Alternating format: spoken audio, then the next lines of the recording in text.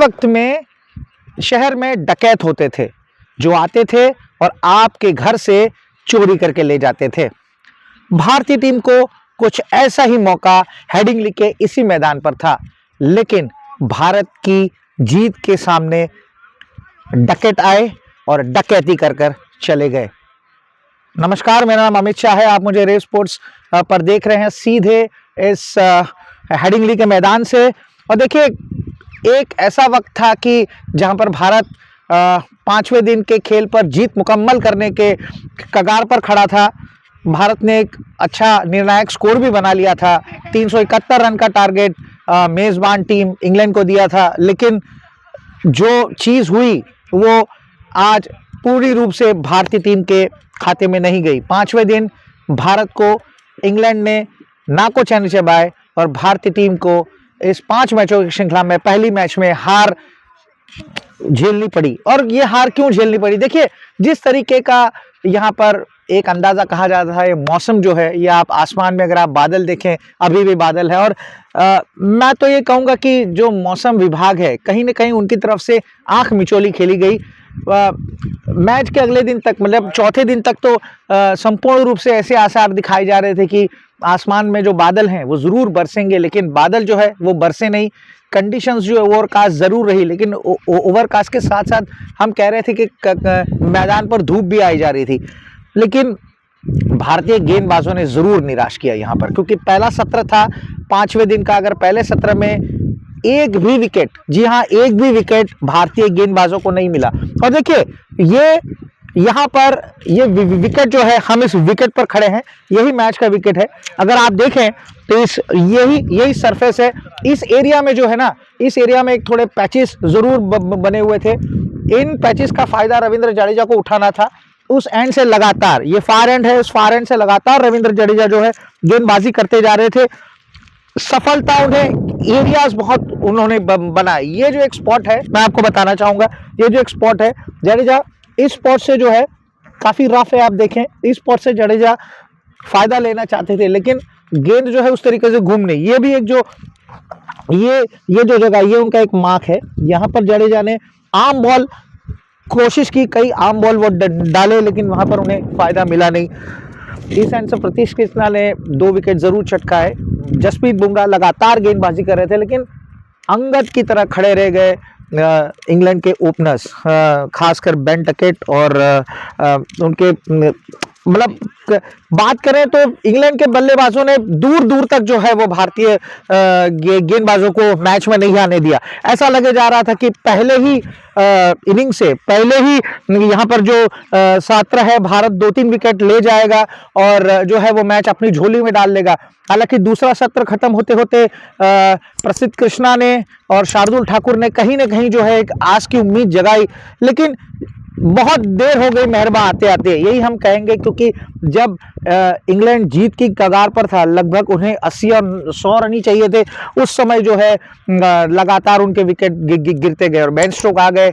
मुझे ये नहीं समझ में आता कि जो रिवर्स स्वीप का खेल है ना, देखिए मैं भी लेफ्ट हैंडर बल्लेबाज हूँ और लगातार स्वीप मारे जा रहे थे, लगातार स्वीप करते जा रहे थे बेन स्टोक। और ये स्वीप का जो खेल है ना, मुझे ये नहीं समझ में आ रहा है। रविंद्र जडेजा उस एंड से हालांकि वो स्वीप कर रहे थे और रविंद्र जडेजा को लगातार वो जो है वो परेशान करे जा रहे थे। और अगर आप भारतीय टीम का लेखा जोखा देखें गेंदबाजी का, तो भारत ने, इंग्लैंड के बल्लेबाजों ने भारत को स्वीप में ही ज्यादा मार मार कर हराया है। एक नजरें गड़ाए बैठे थे यहाँ पर इंग्लैंड के बल्लेबाज। और देखिए, अगर ऐसी परिस्थितियां रही ना, तो आने वाले दिनों में आप इंग्लैंड से बिल्कुल नहीं जीत सकते। देखिए, कप्तान शुभमन गिल से गलतियां भी कुछ हुई हैं, और उससे ज्यादा गलती हुई आपके क्षेत्र रक्षकों से।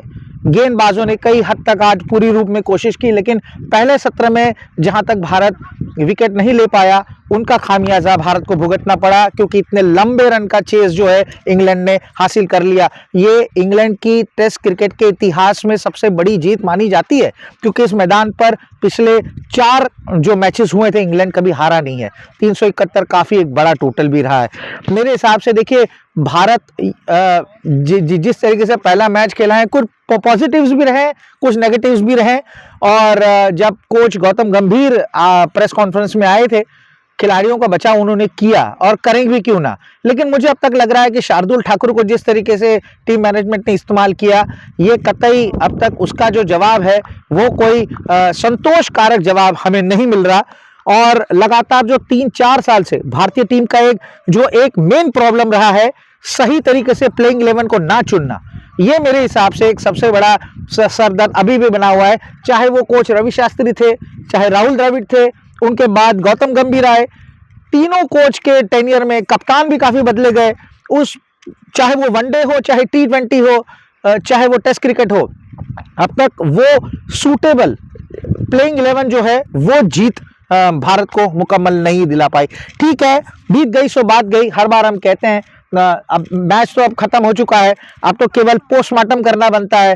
तो अब जो है यहाँ से कारवा आगे बढ़ेगा बर्मिंघम की तरफ। 2 दिन की टीम को छुट्टी है और 2 दिन की छुट्टी के बाद अब टीम इंडिया बर्मिंघम में फिर से अभ्यास करेगी। लेकिन कहा जा रहा है कि बर्मिंघम में भी इससे मिलता जुलता मौसम है। जब तो टीम पहुंचेगी, हम पहुंचेंगे, तभी हम आपको बताएंगे कि वहां पर एक्चुअल में मौसम सूरत हाल क्या है। उसके बाद ही जो है वो प्लेइंग 11 चुनी जाएगी। मतलब 28 तारीख को जो है वो भारतीय टीम शायद बर्मिंघम में अभ्यास करे, तब तक टीम को आराम दे दिया गया है। और इस 2-3 दिन के आराम में चिंतन मनन की बैठकें होंगी।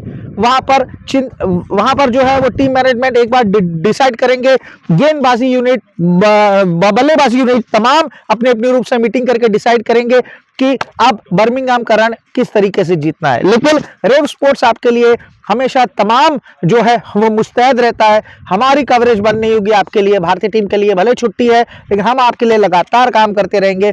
आपने अब तक हमारे चैनल को लाइक और सब्सक्राइब ना किया हो तो लाइक और सब्सक्राइब कर लें, नोटिफिकेशन की घंटी दबा दें ताकि हमारा नया वीडियो सबसे पहले आप तक पहुंचे।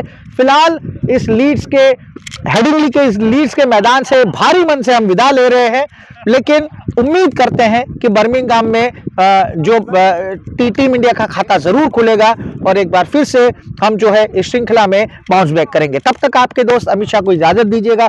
बहुत बहुत शुक्रिया, अपना ख्याल रखें।